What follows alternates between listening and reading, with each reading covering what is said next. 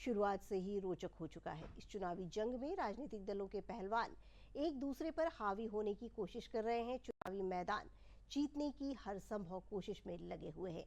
देखिए ये खास रिपोर्ट। बिहार उपचुनाव में तेजी से बदल रहे राजनीतिक समीकरण। चारों सीटों पर दिखेगा रोचक मुकाबला। रामगढ़ और इमामगंज में प्रतिष्ठा दांव पर, तो तरारी और बेलागंज में वर्चस्व की लड़ाई। बिहार में जिन 4 विधानसभा सीटों के लिए उपचुनाव हो रहा है, उनमें तरारी, रामगढ़, इमामगंज और बेलागंज विधानसभा सीटें शामिल हैं। 2020 के विधानसभा चुनाव में बेलागंज से राजद के सुरेंद्र प्रसाद यादव, रामगढ़ से राजद के ही सुधाकर सिंह, तरारी से CPI-ML के सुदामा प्रसाद और इमामगंज से हम के जीतन राम मांझी ने जीत हासिल की थी। लेकिन इस उपचुनाव में रोजाना नए समीकरण बन बिगड़ रहे हैं।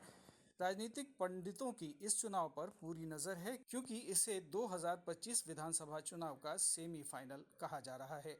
तरारी विधानसभा सीट पर मुकाबला त्रिकोणीय माना जा रहा है। CPI माले ने इस सीट से राजू यादव को, तो बीजेपी ने विशाल प्रशांत को टिकट दिया है। पहली बार चुनावी राजनीति में किस्मत आजमा रही प्रशांत किशोर की पार्टी जनसुराज ने यहां से किरण सिंह को उम्मीदवार बनाया है। 2020 के चुनाव में सुदामा प्रसाद ने निर्दलीय सुनील पांडे को हराया था। तब सुनील पांडे को 62,930 वोट मिले थे, जबकि सुदामा प्रसाद ने 73,945 वोट हासिल किए थे। बीजेपी उम्मीदवार विशाल प्रशांत सुनील पांडे के बेटे हैं। ऐसे में माना जा रहा है कि बीजेपी और उनका वोट मिलकर यहां नया समीकरण बना सकता है। इस सीट पर मुख्य मुकाबला राजद के विश्वनाथ प्रसाद और जदयू की मनोरमा देवी के बीच माना जा रहा है।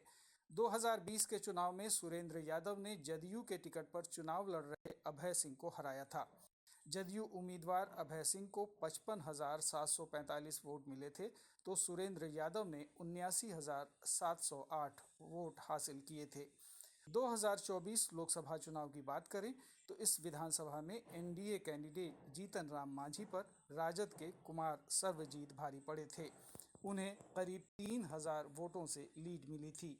इमामगंज में मुकाबला हम उम्मीदवार दीपा मांझी और राजद प्रत्याशी राजेश मांझी के बीच माना जा रहा है।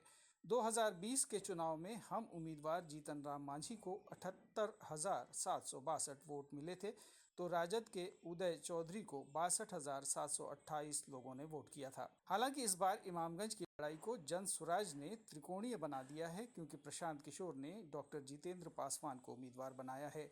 राजद और हम के उम्मीदवार एक ही जाति के हैं। ऐसे में मुकाबला रोचक होने की उम्मीद की जा रही है। रामगढ़ में राजद के अजीत सिंह और बीजेपी के अशोक सिंह के बीच मुकाबला है। 2020 में राजद के सुधाकर सिंह ने बसपा उम्मीदवार अंबिका सिंह को हराया था। बीजेपी के अशोक सिंह तीसरे नंबर पर रहे थे। 2024 लोकसभा चुनाव में इस सीट पर महागठबंधन का ही पलड़ा भारी दिखा था। बक्सर लोकसभा सीट के अंतर्गत इस विधानसभा में मिथिलेश तिवारी को 55,677 वोट मिले थे, तो सुधाकर सिंह को 65,605 लोगों ने वोट किया था। इस बार जनसुराज ने रामगढ़ सीट से कुशवाहा जाति के उम्मीदवार सुशील सिंह कुशवाहा को टिकट दिया है, जिससे मुकाबला रोचक हो गया है। ब्यूरो रिपोर्ट, दूरदर्शन समाचार, पटना।